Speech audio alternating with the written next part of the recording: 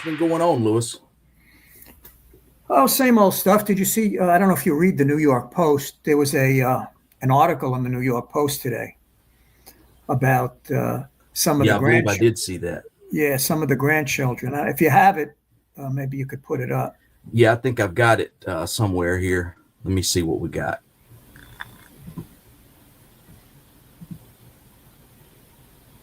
Yeah, there it is. Yeah, I wanted to ask you about that.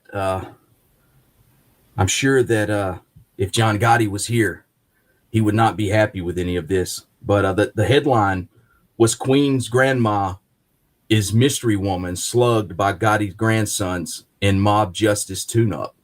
Yeah, well, I don't, you know, I know what the Post says. I wasn't there, obviously, but I doubt that the grandsons hit the grandmother. I think that probably happened in the excitement of it all, of them going after that kid that robbed them or allegedly robbed the mother-in-law or whatever the story was there. I don't think they deliberately went to hit that Queen's grandma as the Post portrayed it.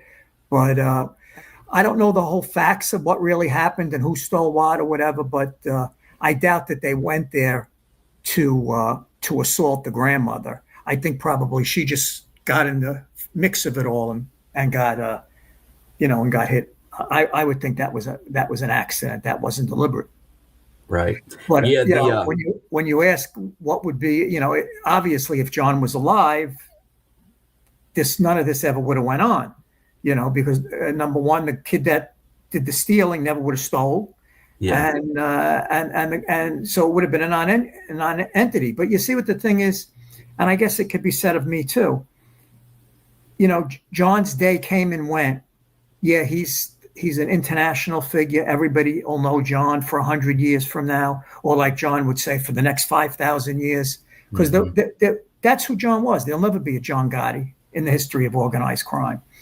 So, the kids, hey, I'm John Gotti's grandson, so I'll do what I want.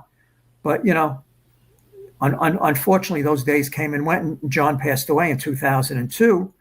So. But it's very hard to move on, Jesse. It's very, very hard. Yeah, John Gotti himself, he left a huge impact, with the relationships that he had with family and friends, and a huge impact. Exactly, and and they, like other people, live in that.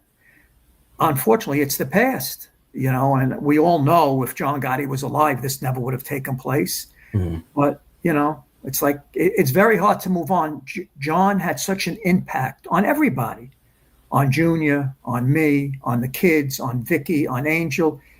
He was such a strong presence, and no matter what was going on, he always put, he made you feel better.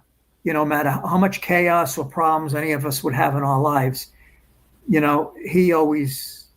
fixed it. He took care of it, and he made us feel better. Yeah. Yeah, I think just to follow up on what you said, I don't think that it was intentional for this lady to get struck. No, absolutely not. And the lawyer's comment, I don't know if you have the whole article. The lawyer that they use, made a very, very poor comment, and very arrogant kind of comment. I'm sure John Jr. will take him to task over that. So, that's what was good, Jesse, about Bruce Cutler. He knew what to say. He knew how to say it because he read John. Yeah. See, that's the whole thing. He read John. This lawyer doesn't know John. This lawyer never even met John. So, he gave a stupid comment. And I'm sure John Jr. is going to, reprimand him for that because that comment was out of order. Yeah, I'll have to. I didn't write that down. I just saved a piece from the Post that says, the first couple of paragraphs, a Queen's grandma has been identified as the mystery woman who was accidentally struck in June by two grandsons of the late Teflon Don John Gotti, while the men were violently attacking her son, the Post has learned. And it goes on to talk about her trying to be peacemaker and that sort of thing. So, yeah, I think it was just an unintentional thing. The story's a non-story. If it was John Smith Right. and Lefty Smith, it's a non-story. Yeah. This is not this happened 3 months ago, and they wrote about it, and they're writing about it again because it sells newspapers. Anything with a Gotti, they want to read, they want to find out. Yeah. So yeah, but I mean, it's really a non-story. So.